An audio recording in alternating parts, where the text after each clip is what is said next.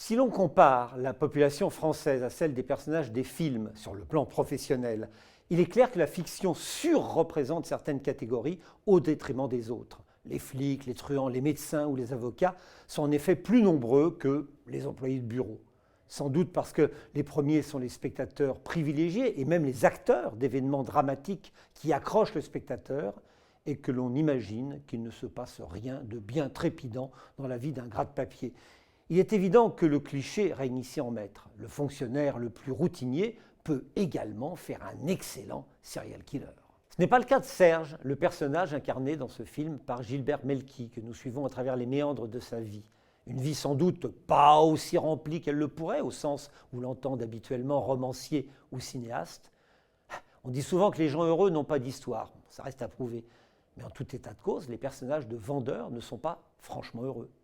Et ils ont une histoire. Ils mentent comme des arracheurs de dents. Et nous avons également une certaine jouissance à nous faire manipuler par le film, malin, qui nous entraîne jamais où nous pensions aller. Mais lui ne ment pas, puisque d'entrée de jeu, nous savons que nous allons avoir affaire à un vendeur. L'un de ces hommes qui ne sont pas salariés d'une boîte précise, mais godillent d'un employeur à l'autre, car la vente n'est pas une activité anodine. Pour parvenir à l'excellence et séduire tous les clients potentiels, il faut avoir des nerfs d'acier et un bagou sans limite, et éventuellement des talents affirmés de comédien. Sylvain Desclous, le réalisateur du film, a beaucoup donné de son temps pour observer ces bonimenteurs assermentés dans leurs œuvres.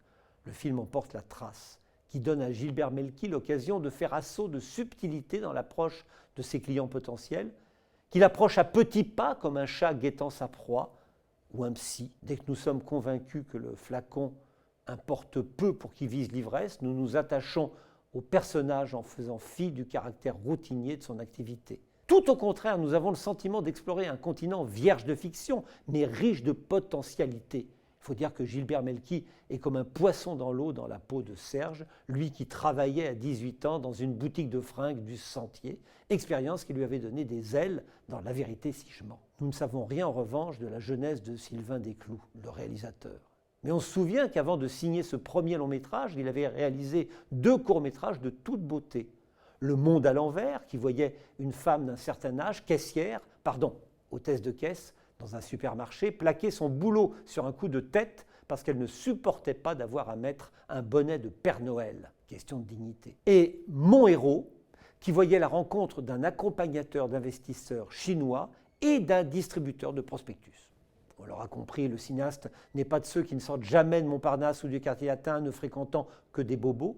Il n'aime rien tant, au contraire, que d'explorer la France profonde, comme Raymond Depardon, dont le dernier film, Les Habitants, nous en dit long sur ce que nous sommes devenus.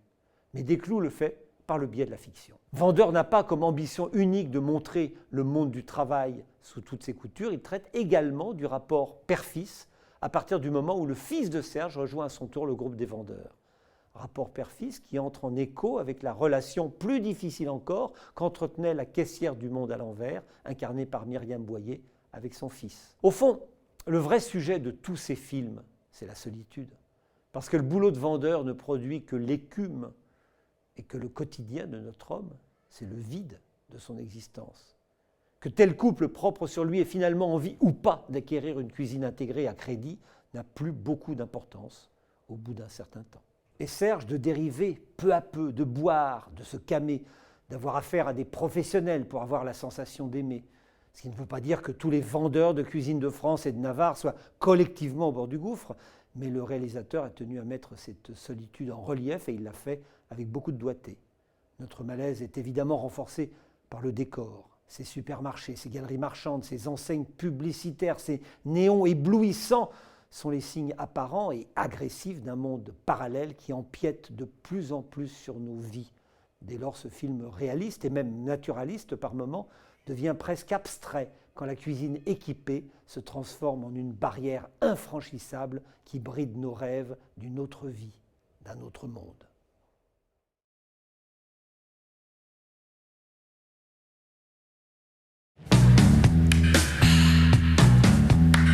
Je suis le meilleur. Je conquérai ce qui n'a pas été conquis. J'ai entraîné mon esprit et mon corps suivra. Je suis quoi? Le meilleur. On n'entend rien. Le meilleur. On l'apprend. Vous voulez boire quelque chose? Je veux bien que vous me payiez d'abord. Vous savez ce que disait ma grand-mère?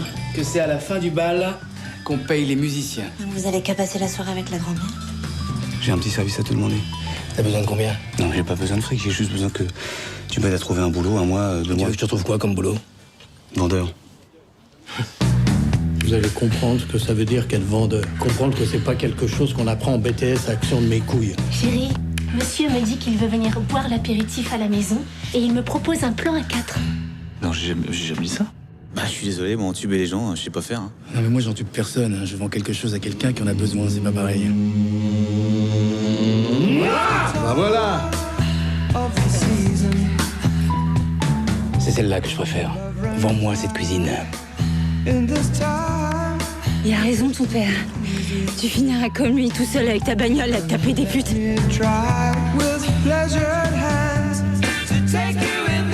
Je te rassure tout de suite, j'ai aucune envie de finir comme toi.